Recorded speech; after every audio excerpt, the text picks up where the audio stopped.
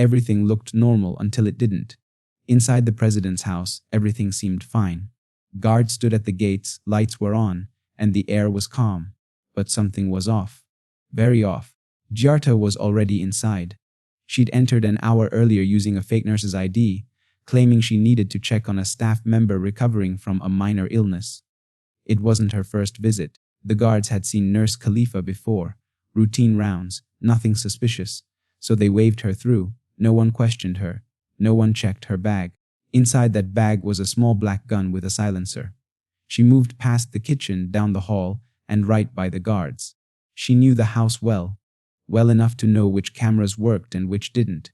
She had been trained for this. Quietly, she climbed to the second floor. Room 2D. The president's private office. That was her target. At exactly 10:13 p.m., she was supposed to fire one bullet, then exit through the back door. Someone inside would unlock it for her. Someone close to the president, but she wasn't the only one watching. In the control room, a young IT staffer named Hamidu was monitoring the security screens. He was bored at first. Then something caught his eye. A camera had gone dark. Why? He checked the logs. Giarta had passed that area, but there was no record of her entry. He searched her ID, nothing. It didn't exist. His heart raced. She wasn't supposed to be there. Upstairs, at that same moment, President Ibrahim Traoré was in his room. He had just finished a long meeting with his top generals. His back ached. His mind was tired. He poured himself a cup of tea, sat down, and opened a file of classified reports about recent attacks in the north. He had no idea someone was already inside the house to kill him. He had no idea that one of his own people had unlocked the door for her. Meanwhile, Giarta reached the top of the stairs. Her steps were slow, controlled. From her pocket, she pulled out a small black device. One button on it, a press would send the signal target in sight. Her phone buzzed. A message lit up. Door will open in 2 minutes. Be ready. The sender's name flashed for half a second. Sanu, the president's longtime aide. Giarta had never met him in person. But the rebel network said he wanted revenge. His brother had died in last year's northern offensive. And some wounds never heal. She slipped the device back in and placed her hand on the gun hidden under her coat. Her mind was sharp, focused, but her chest felt tight, like something was closing in. Back in the control room, Hamidu leaned forward, scanning the monitors. A sinking feeling gripped him. He grabbed the radio.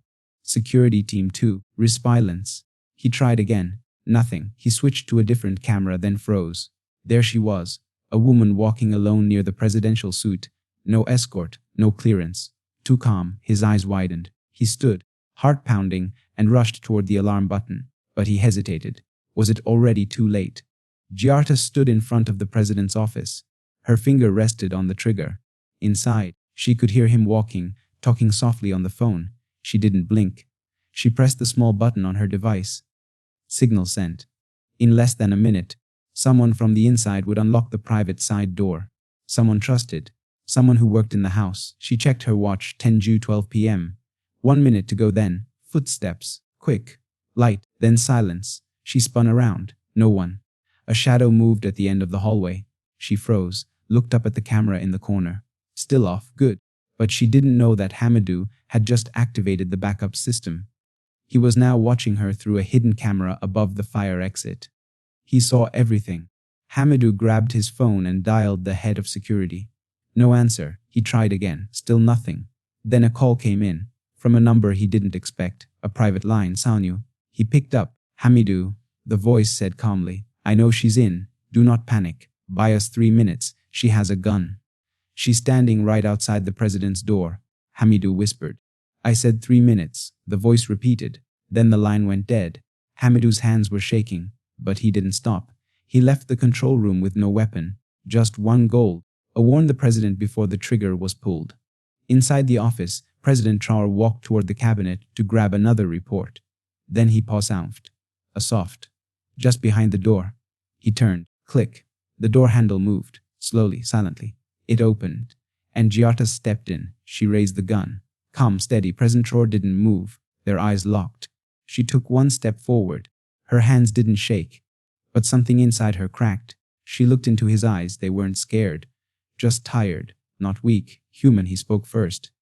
I know why you're here. She said nothing. You think you're here to save one life, he continued.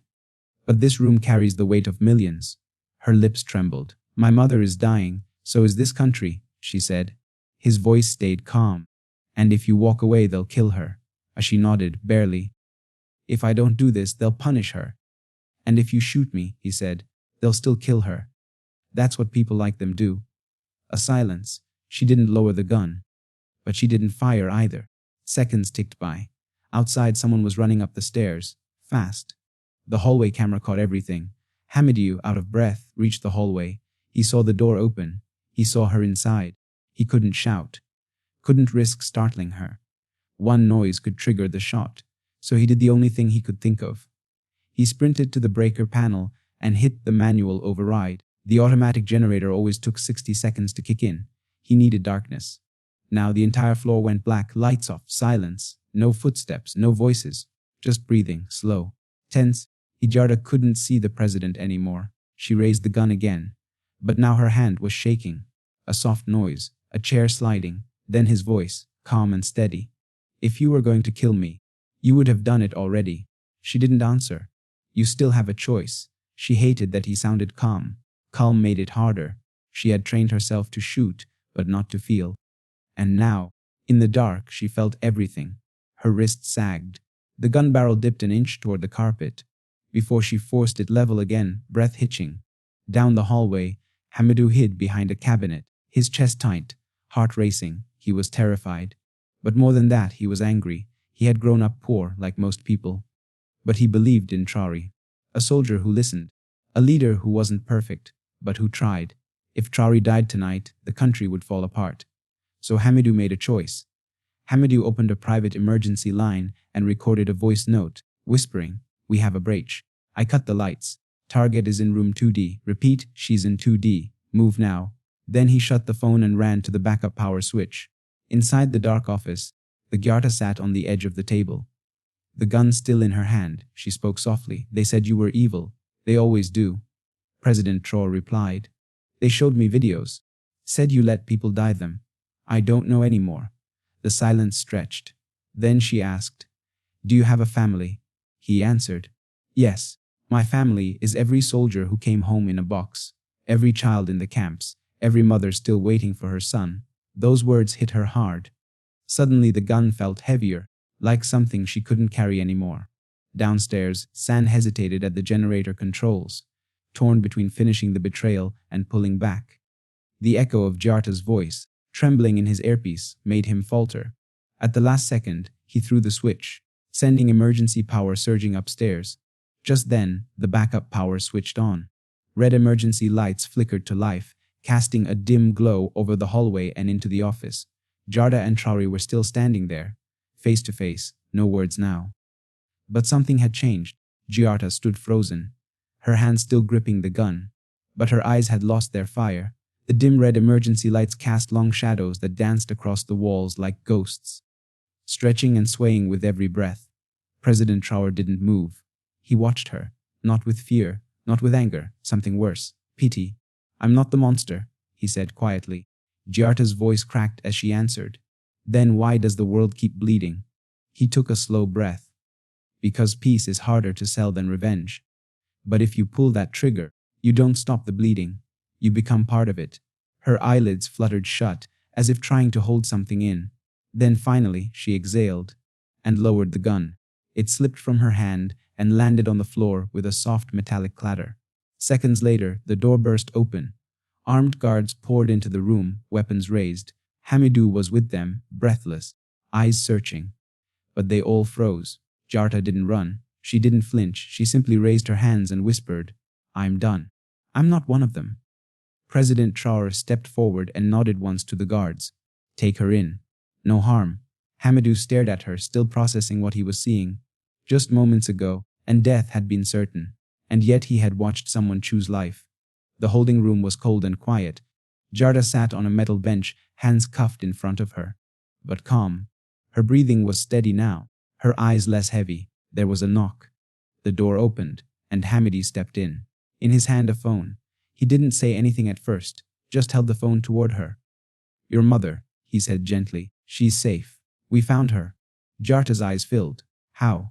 Sano's network collapsed the moment you didn't pull the trigger, Hamidu explained. He ran. We traced his exit trail. Found the safe house. She looked up him, unsure. Why are you telling me this? He shrugged. Because you didn't kill the wrong person. You almost did, but almost doesn't count. Giarta lowered her eyes. And now? Hamidu paused. There was weight behind his words. Now maybe it's time people like us stop waiting for saviors and start becoming one. Sanu disappeared without a trace, but his name still moved through back alleys and encrypted forums. A traitor to some, a coward to others, maybe just another lost soul swallowed by a war no one really won. President Traoré never gave a statement about the breach.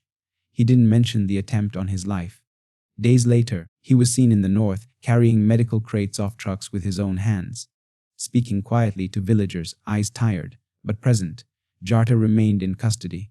But quietly, through off-the-record channels, she was transferred to a secure location under government protection. Whispers say she now works behind the scenes, turning her knowledge against the very network that once recruited her. As for Hamidu, he never returned to the control room. He was promoted, but not to chief of security, to something raring, a trusted voice. Sometimes, the greatest victory isn't pulling the trigger, it's having the strength not to. The world is full of noise, rage, misinformation. But between all of that, there's always a moment of choice. And that choice can change everything. If this story moved you, made you think, or kept you on the edge of your seat, hit that like button, subscribe for more powerful storytelling, and share this with someone who believes in second chances. Thanks for watching, stay strong. And remember, your choices matter.